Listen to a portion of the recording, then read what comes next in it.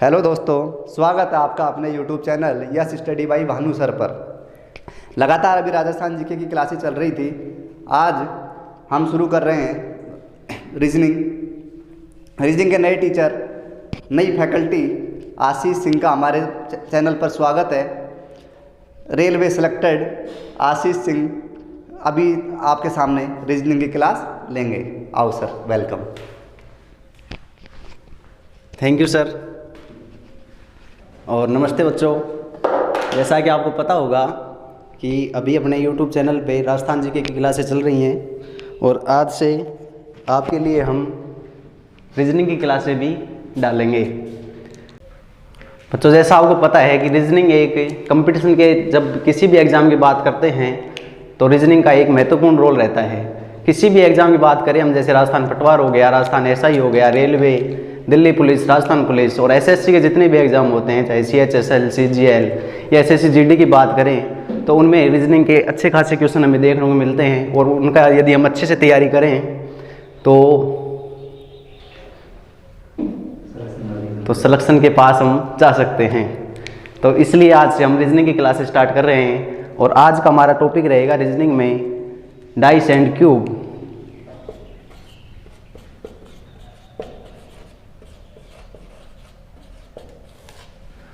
Dice and cube का मतलब होता है पासा और घन। ये क्लासेज इंग्लिश मीडियम और हिंदी मीडियम दोनों के लिए इम्पोर्टेंट रहेंगी। तो अब हम स्टार्ट करेंगे पासा। किसी भी एग्जाम में हम देखते हैं तो पासे से एक सवाल हमें देखने को मिलता है और पासे के बारे में यदि हम बताएं तो जो पासा होता है वो एक 3D आकृति होती है। 3D आकृति मतलब त्रिविम आकृति। त्रिविमीय आकृति होती है। त्रिविमीय आकृति का मतलब होता है कि जिस आकृति को हम केवल एक साइड से देख पाते हैं और उसके पीछे वाला हिस्सा हम नहीं देख पाते हैं। जैसे यदि हम बात करें किसी पासे की तो पासे में 6 फलक होते हैं। पासे में कितने फलक होते हैं? 6 फलक होते हैं। एक सामने वाला होता है, एक इसके जस्ट पीछे होगा, एक दाएं होगा तो एक इसके बाएं होगा, एक ऊपर है तो एक इसके नीचे है। यदि हम सामने वाले फलक को देखेंगे तो पीछे वाली फलक हमें नहीं दिखाई देगी। इसी प्रकार यदि दाएं फलक को देखेंगे तो बाएं वाली फलक हमें नहीं दिखाई देगी और यदि ऊपर वाली फलक को देखेंगे तो नीचे की फलक हमें दिखाई नहीं देगी। मतलब हम उसे केवल एक बार पासे में केवल 3 फेस ही देख पाते हैं, 3 फलक ही देख पाते हैं एक बार में, बाकी 3 फलक हमें दिखाई नहीं देते हैं। इसका मतलब हो गया कि हमें इसकी विपरीत आकृति नहीं दिखाई दे रही है। यदि सामने वाली आकृति हमें दिखाई दे रही है तो इसकी विपरीत आकृति हमें दिखाई नहीं दे रही है। और अब हम पढ़ेंगे पासे के प्रकार। पासा 2 प्रकार का होता है। पासा कितने प्रकार का होता है? 2 प्रकार का होता है। पासे के 2 प्रकार होते हैं। एक होता है मानक पासा, एक होता है मानक पासा और एक होता है सामान्य पासा। यदि हम बात करें मानक पासे की तो जो मानक पासा होता है उसकी जो पड़ोसी सतह होती हैं, पड़ोसी सतह मतलब जैसे ये कोई पासा है, इसकी एक सतह ये है तो इसकी जो पास वाली सतह है ये इसकी पड़ोसी सतह होगी और इसके पास ये है तो ये भी इसकी पड़ोसी सतह होगी। और जो मानक पासा होता है इसकी जो पड़ोसी सतह होती हैं उनका योग कभी भी 7 नहीं होता है, पड़ोसी सतह का योग। जैसे यदि हम एक बात करें कि ये कोई पासा है और उसकी एक सतह पे 6 है, इसकी पड़ोसी सतह पे 5 है और इस सतह पर 3 है, तो कोई भी हम पड़ोसी सतह ले लें, जैसे 6 के साथ ये पड़ोसी सतह ले लें 5, तो इनका योगफल देखो कितना हो रहा है, इनका योगफल हो रहा है 11। इसी प्रकार यदि हम 6 के साथ 3 को ले लें तो इनका योगफल हो रहा है 9 और यदि 5 के साथ 3 को ले लें तो इनका योगफल हो रहा है 8। तो जो मानक पासा होता है इसकी पड़ोसी सतह का योग हमें कभी भी 7 देखने को नहीं मिलेगा। और वहीं यदि हम बात करें सामान्य पासे की तो जो सामान्य पासा होगा उसकी पड़ोसी सतह का योग 7 हो जाएगा। इसमें पड़ोसी सतह का योग 7 नहीं होता है। तो हम बात करें जैसे कोई भी एक पासा, ये कोई पासा है, इसकी एक सतह पे है 5, एक पे मान लेते हैं 2 और एक पे मान लेते हैं 4, और इसकी पड़ोसी सतह का योग हम करके देखें तो जैसे 5 और 4 का योगफल करें तो 5 और 4 का योगफल आ गया 9, 4 और 2 का योगफल करें तो 4 और 2 का योगफल आ गया 6, इसी प्रकार 5 और 2 का योगफल करें तो इनका योगफल आ गया 7। तो जो पड़ोसी सतह है इनका योगफल जैसे 7 आया तो ये कैसा पासा हो गया, सामान्य पासा। तो मानक पासे में और सामान्य पासे में अंतर करना हम आसानी से सीख सकते हैं। अब हम बात करते हैं क्वेश्चनों की। क्वेश्चन किस प्रकार से पूछे जाते हैं एग्जाम में।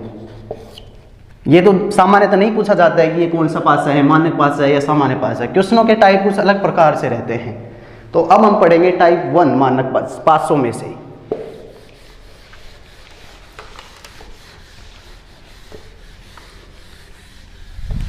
पासे में से जो सवाल आते हैं उसका हम पढ़ेंगे टाइप 1। और सबसे पहले टाइप 1 में हम देखेंगे मानक पासे का सवाल किस प्रकार से पूछा जाता है। मानक पासे में जो सवाल आता है वो पूछा जाता है विपरीत फलक के बारे में। सामान्यतः सभी पासों में विपरीत फलक के बारे में पूछा जाता है, लेकिन मानक पासे में जो विपरीत फलक होती है उसका हम आसानी से पता लगा सकते हैं। जैसे कोई भी हम एक मानक पासा ले लेते हैं, ये कोई मानक पासा है और इसकी 3 फलक हमें दे रखी हैं, 6 मान लेते हैं, ये 3 है और ये 5 है। पहले तो हमें ये पता होना चाहिए मानक पासा है, जो भी हमने बताया था कि जो मानक पासा होता है उसकी जो पड़ोसी सतह होती हैं उनका योगफल कभी भी 7 नहीं होता है। तो हम आसानी से देख पा रहे हैं कि एक मानक पासा है, देखो 6 और 3 का योगफल 9 है, 5 और 3 का योगफल 8 है, इसी प्रकार 6 और 5 का योगफल 11 है। तो किन्हीं भी पड़ोसी सतह का योगफल 7 नहीं हो रहा है, तो इसलिए ये कैसा पासा है, ये मानक पासा है। और यदि मानक पासे के विपरीत फलक के बारे में हम बताएं तो जैसे हमें पूछा जाए कि जो 6 है इसकी विपरीत फलक, मतलब ये तो आगे वाली सतह है, इसके जो पीछे सतह है उस पर क्या अंक होगा। तो इसका मानक पासे में विपरीत फलक बताने के लिए हम क्या करते हैं, जो सतह हमें दे रखी होती है उसे 7 में से घटा देते हैं। जैसे हमें पूछा जाए कि 6 के विपरीत क्या है, जो 6 के विपरीत फलक है उस पर कौन सा अंक है। 6 के विपरीत फलक पे यदि हमें बताना हो अंक तो 7 में से क्या करेंगे, 6 को घटा देंगे, कितना आ गया 1। तो इसका मतलब जो 6 के विपरीत जो फलक है उस पर क्या अंक है, 1। इसी प्रकार यदि हमें पूछा जाए कि 5 के विपरीत जो फलक है उस पर क्या अंक है, तो हम क्या करेंगे, 5 के विपरीत के लिए क्या करेंगे, इसलिए इसको भी 7 में से घटा देंगे। 7 में से 5 को घटाएंगे तो 2, मतलब 5 के जो विपरीत फलक है उस पर अंक आएगा 2। इसी प्रकार यदि आपसे पूछा जाए कि 3 के विपरीत क्या है, तो 3 के विपरीत भी आएगा, तुम 7 में से 3 को घटाएंगे तो 4। मानक पासे में विपरीत अंक बताने का सबसे आसान तरीका यही है।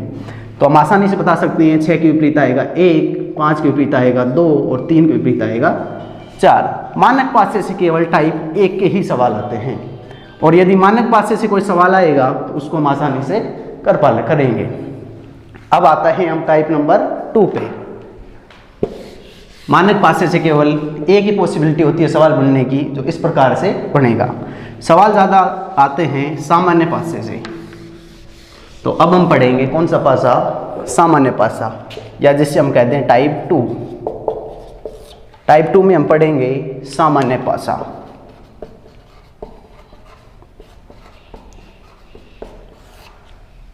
और ये जो आज की क्लास थी ये केवल आपको थोड़ा सा इंट्रोडक्शन के रूप में मानेंगे। बाकी जो सामान्य पासा है इसके हम जो सवाल हैं वो कल देखेंगे, और जो क्लासें हैं वो आपको डेली मिलेंगी। तो अपना जो YouTube चैनल है yes study bye Bhanu sir, इसे सब्सक्राइब करें और शेयर करें, क्योंकि यहाँ पे आपको जो भी चीज़ें मिलेंगी पूरी ऑथेंटिक चीज़ें मिलेंगी, और जो भी आप तैयारी कर रहे हैं उसमें बहुत ही ज़्यादा योगदान रहेगा आपकी तैयारी को मजबूत बनाने में। Thank you.